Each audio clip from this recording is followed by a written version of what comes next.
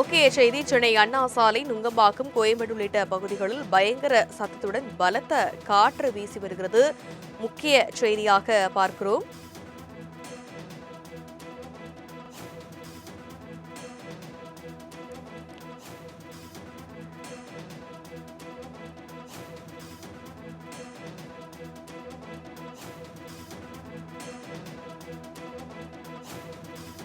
சென்னையில் பலத்த தரைக்காற்று வீசி வருகிறது பற்றிய நேரலை விவரங்களை வழங்குவதற்காக எமது செய்தியாளர் செலினா இணைந்திருக்கிறார்.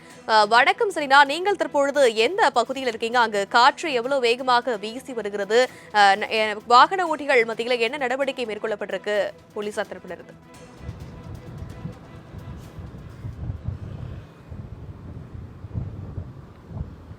குமரிக்கடல் பகுதி, அதே போல் தென்கிழக்கு அரபிக்கடலோர பகுதியில் நிலவி வரக்கூடிய காற்றழுத்த தாழ்வு பகுதி என்பது உருவாக இருக்கிறது. இதன் காரணமாகவும் அதே போல் ஒடிசா பகுதியில் நேற்றிலிருந்து தொடர் கனமழை என்பது பதிவாகி இருந்தது.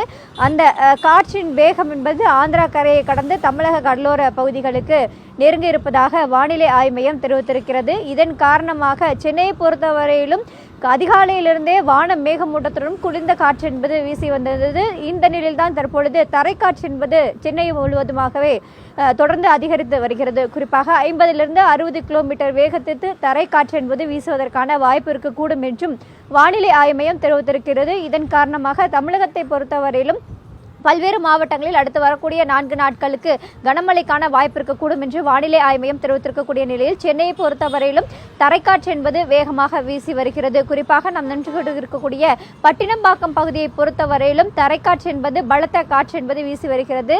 மணல் பகுதிகள் அனைத்துமே சூறைக்காற்றுடன் கூடிய அந்த மணல் பறக்கக்கூடிய காட்சிகளை தற்போது பார்த்து வருகிறோம்.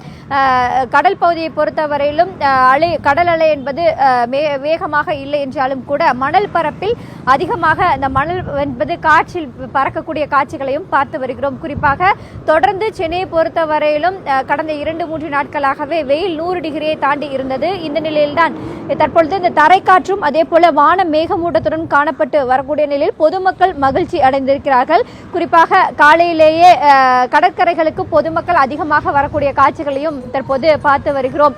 சென்னையை பொறுத்தவரையிலும் மெரினா கடற்கரையை பொறுத்தவரையிலும் இந்த காற்றை பார்ப்பதற்காக பொதுமக்கள் அதிகமாக குவிந்திருக்கிறார்கள். குறிப்பாக பார்த்தோம் என்றால் மே 4ஆம் தேதிக்கு பிறகாக அக்னி நட்சத்திரம் தொடங்கியிருந்த நிலையில் சென்னையில் 100 டிகிரிக்கும் மேலாக வெயில் என்பது வாட்டி வதைத்து வந்தது. இந்த நிலையில்தான் தற்பொழுது தரைக்காற்று என்பது அதிகமாக வீசி வருகிறது. குறிப்பாக ஒடிசா கடற்கரையில் இருக்கக்கூடிய பகுதிகளில் நேற்று இரவு உருவான இடி மழை ஆந்திரா கடலோர பகுதிகளில் கடந்த 24 மணி நேரத்திற்கும் மேலாக தொடர்ச்சியாகவே மழை பதிவாகி வருகிறது. இது தற்பொழுது சென்னை கடற்கடல் பகுதி நகர்ந்து வருவதாகவும் இதன் காரணமாக குளிர்ந்த காற்று என்பது வீசி வருவதாகவும் கூறப்பட்டிருக்கிறது.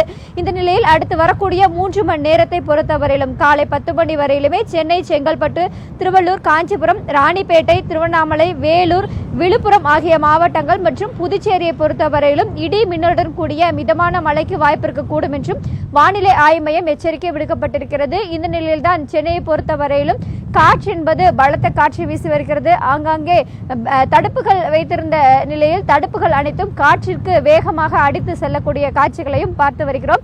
இந்த நிலையில்தான் சென்னை பட்டினம்பாக்கம் கடற்கரை பகுதியை பொறுத்தவரையிலுமே மணல் என்பது தரைக்காற்றுடன் கூடிய மணல் என்பது சாலை முழுவதுமாகவே தேங்கி இருக்கக்கூடிய நிலை ஏற்பட்டிருக்கிறது. அடுத்த 3 மணி நேரத்திற்கு மழைக்கு வாய்ப்பு இருக்கக்கூடும் என்று தெரிவித்திருக்கக்கூடிய நிலையில் வான மேகமூட்டத்துடன் காற்றின் வேகம் என்பது தற்போது சற்று அதிகமாக தான் காணப்பட்டு வருகிறது.